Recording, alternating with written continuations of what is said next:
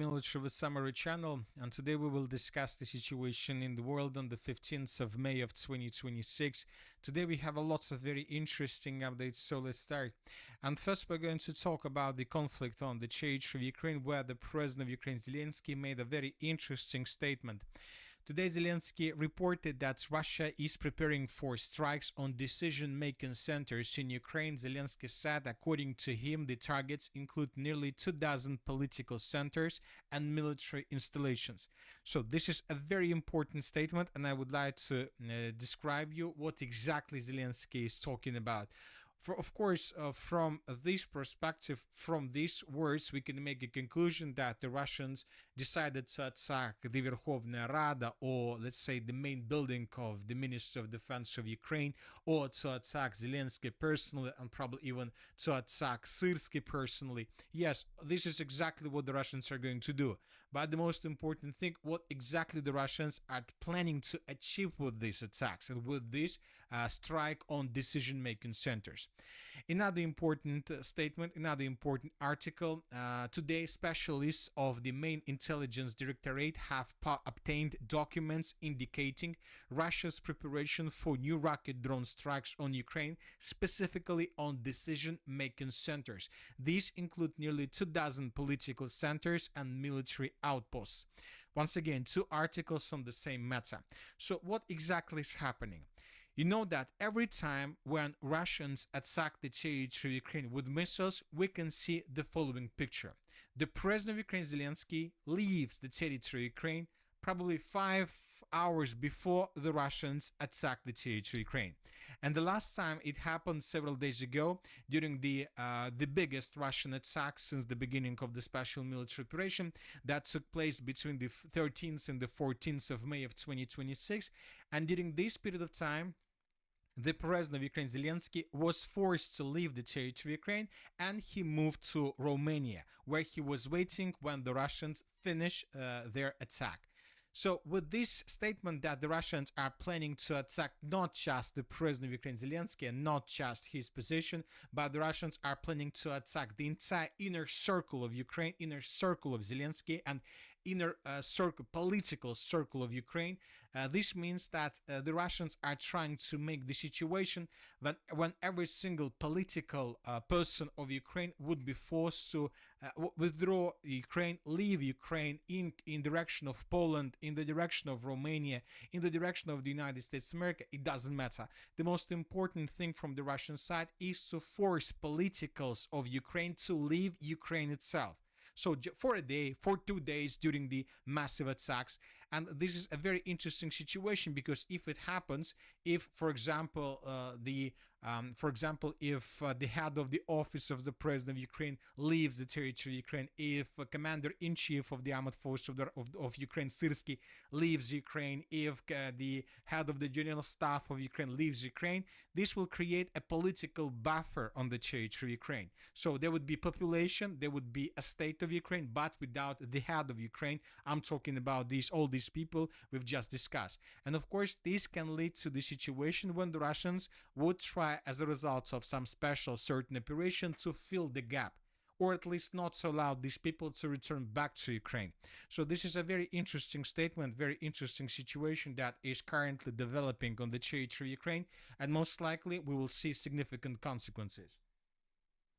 Another important statement made by the President of Ukraine. Russia is preparing an offensive from Belarus on the Chernihiv-Kyiv direction, or against one of the NATO countries. Zelensky claims that Russia is allegedly persuading Belarus to join this operation. We continue to record Russia's attempts to further draw Belarus into the war against Ukraine. We know that there have been additional contacts between the Russian side and Lukashenko. He is the president of Belarus, the purpose of which is to persuade him to join the Russia's new aggressive operations. And I would like to remind you that during the previous days, we received lots of very interesting updates on this matter. The president of Belarus made lots of statements about possible mobilization, about the situation that the Belarus is preparing for war. Belarus is preparing for defense. The authorities will selectively mobilize units and prepare them for possible combat operations. So everything is possible, everything everything might happen during the next days and during the next stage of the special military operation. But the most important thing is this next statement that was made this time by the head of the office of the president of Ukraine, Budanov. He said that otherwise the country will simply collapse. Budanov ruled out the cancellation of forced mobilization. So now we see another process in Ukraine. The Ukrainians are intensifying the mobilization process. The sources stated that the Ukrainians created additional recruit offices through the city of Kiev, the capital of Ukraine. And you know that since the beginning of the special military operation, for some reason, the Ukraine's authorities were trying not to use Kiev as a recruitment source. They were trying to recruit people from different parts of Ukraine, but not from the city of Kiev. They were trying to create a, let's say, normal life situation. The city of, yes, there was a mobilization process, but not so intensified as, for example, in the rest part of Ukraine. And now we start receiving reports that the Ukrainian authorities began building additional recruit centers on the territory of the city of Kiev, which means that the Ukrainians are planning to intensify the mobilization process for many reasons. First of all, due to the fact that the city of Kiev wasn't touched by the common mobilization process that was taking place on the territory of Ukraine, this means that the city of Kiev managed to accumulate a lot of people. There are several millions of people who wasn't bothered with the mobilization process almost at all, and which means that there are probably 1.5 million of men of, let's say, military age who can be mobilized and without any problems from the Ukrainian side. And another important thing that this intensifying process of mobilization probably is also connected with the situation that Russia is preparing an offensive from Belarus, and of course additional recruit centers on the territory of the city of Kiev will allow Zelensky and the Ukrainians to forcibly mobilize as many as possible soldiers if Russians begin offensive operation in the direction of the city of Kiev from the territory of the Republic of Belarus, or from the area of the Bryansk region through the city of Chernihiv, also in the direction of the city of Kiev.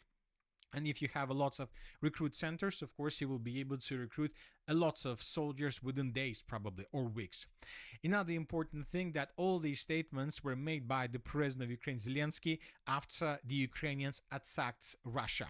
If you remember, during the 30th and the 14th of May of 2026, we had the biggest massive attack carried out by the Russians since the beginning of the special military operation. And this picture we have already discussed.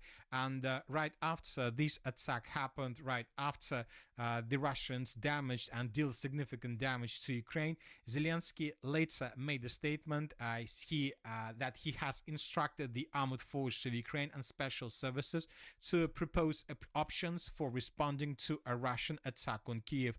And several hours later, we start receiving updates that the Ukrainians launched hundreds of drones deep inside of the territory of Russia, and the sources stated that there were around 250 drones involved in this massive attack. And during the night, later during the night and this morning and during the day, we were receiving lots of updates from the territory of the city of Ryazan, because this settlement was under attack. Vi har sendt 9 rejsegrupper til Sydens Sol, som charterturister skal. And we received lots of videos. Here we can see a Ukrainian drone that hit the building.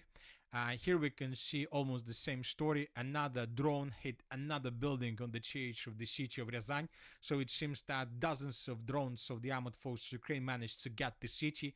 And basically all these drones were moving in the direction of the oil refinery, but these multi-story buildings were located on the roads of attack, so that is why these drones were attacking all these buildings.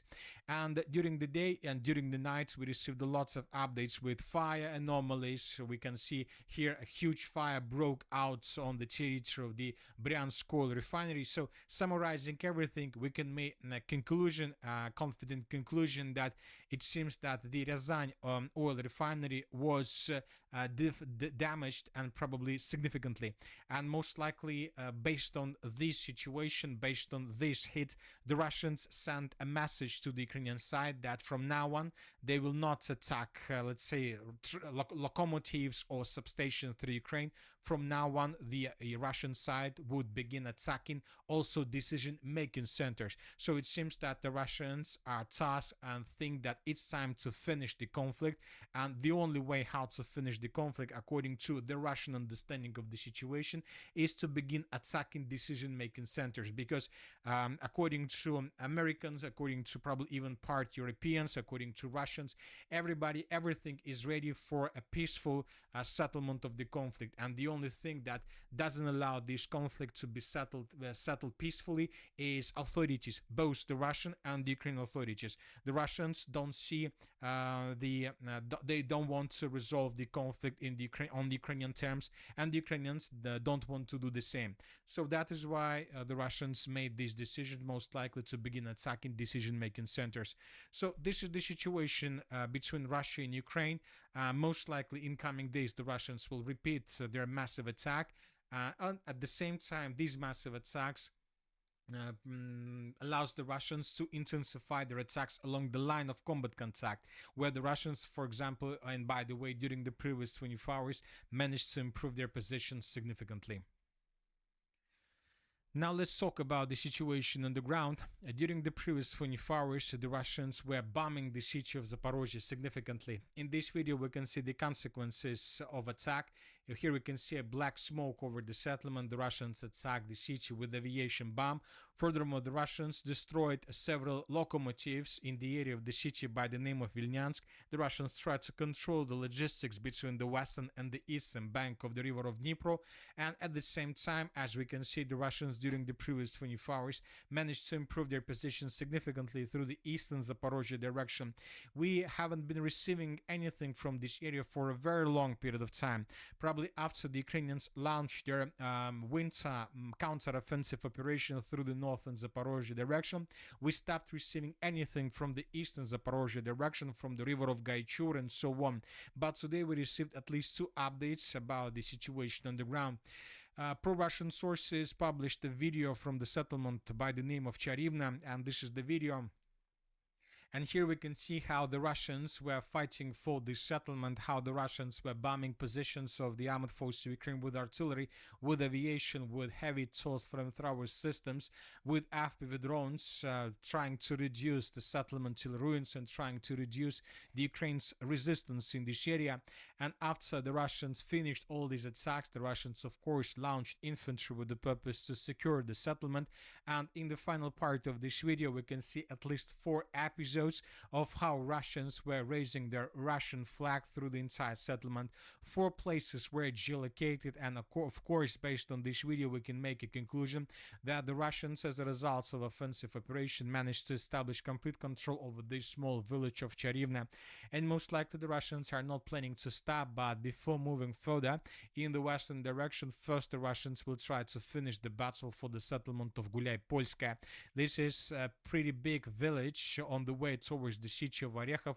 The Russians need this village with the purpose to accumulate and to concentrate their forces before moving further. Furthermore, the Russians most likely will try to finish the battle for this pocket, for this gap, and when the Russians finish maintaining the line of combat contact, they will most likely, we will start watching and witnessing the beginning of the battle for the city of Orekhov. If Orekhov falls in the Russians' hands, then most likely the situation for the city of Zaporozhye would become completely difficult for the armed forces of Ukraine. Additional progress on the ground was recorded also in the Vozdvizhenka direction.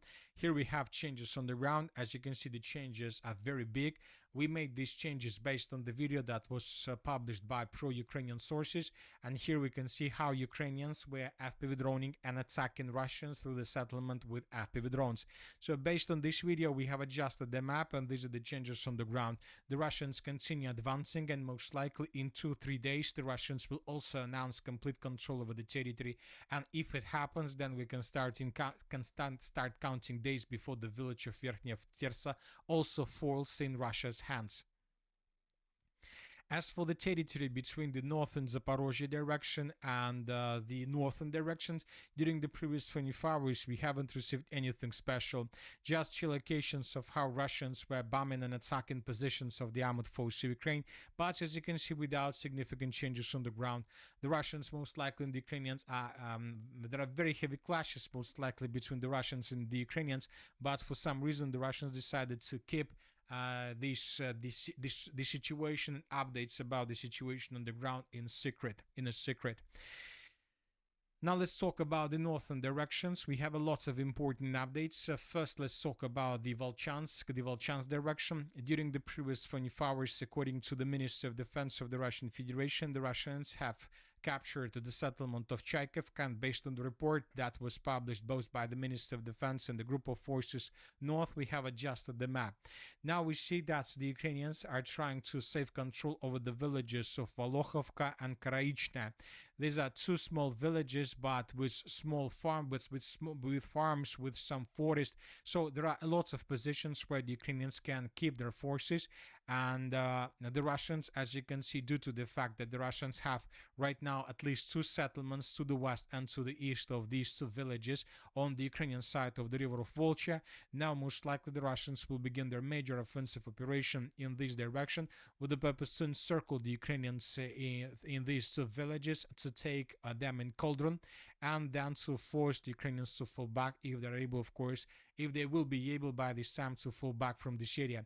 The most important difficulty for the Ukrainians is the gap, the gap between the city of Bely Kolodys and these two villages. As you can see, there are no forests, no tree lines. If Ukrainians begin retreating from this area along this line, of course, they would be attacked by the Russia's FPV drones. Another important area is the most northeastern parts of the Kharkiv region. We're talking about this territory, and due to the fact that the Russians established physical control over the supply line between the city of Bely Kolodys and this part of the Kharkiv region, we believe that Ukrainians will also start having some troubles and issues with logistics, which means that the Russians most likely will also use this advantageous situation with the purpose to force the Ukrainians to fall back from this area in the southern direction. Another important area is the village of Akhrimovka to the east of the settlement of Chaikovka.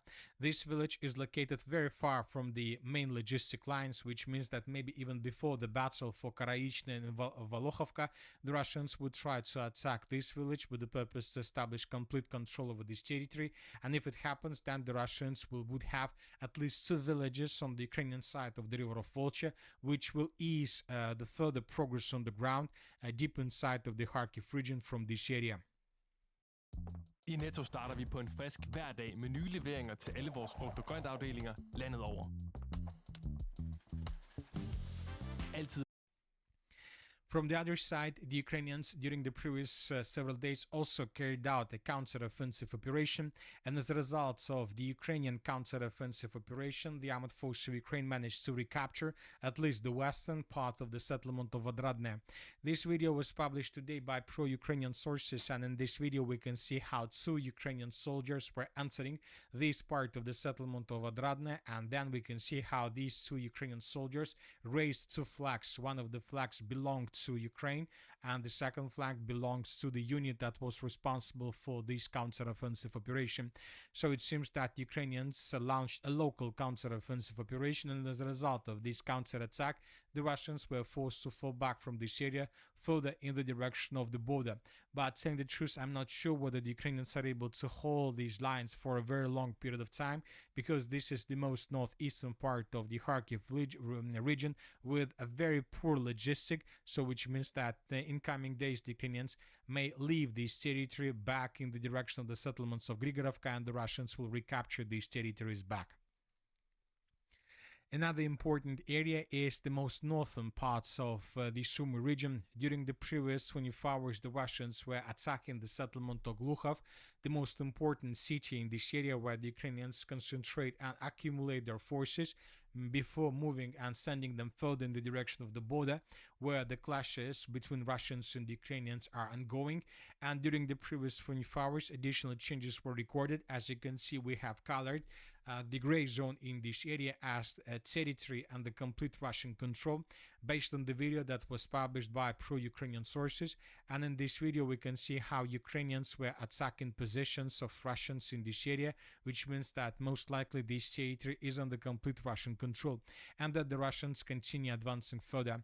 Once again, according to the President of Ukraine Zelensky, the Russians are planning to return to the state of the beginning of the special military operation. If you remember, during 2022, the Russians managed to achieve significant results in the negotiation process, and the Ukrainians were almost ready to accept the Russia's demands and to sign everything that the Russians wanted, only in the situation when the Russian forces were around the city of Kiev, around in several kilometers, basically inside of the Kiev's agglomeration.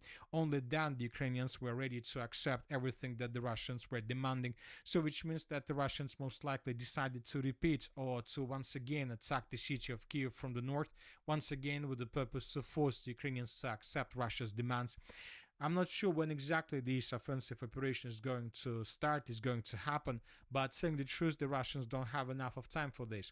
So they won't do this during the winter period of time, and they won't do this during the late autumn military campaign. So if the Kiev's offensive operation is going to happen, obviously this is going to happen. This is going to be started probably within a month or something like this.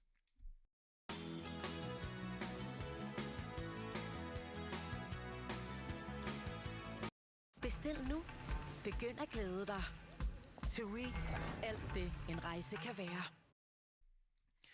We have covered most of the updates regarding the conflict on the territory of Ukraine.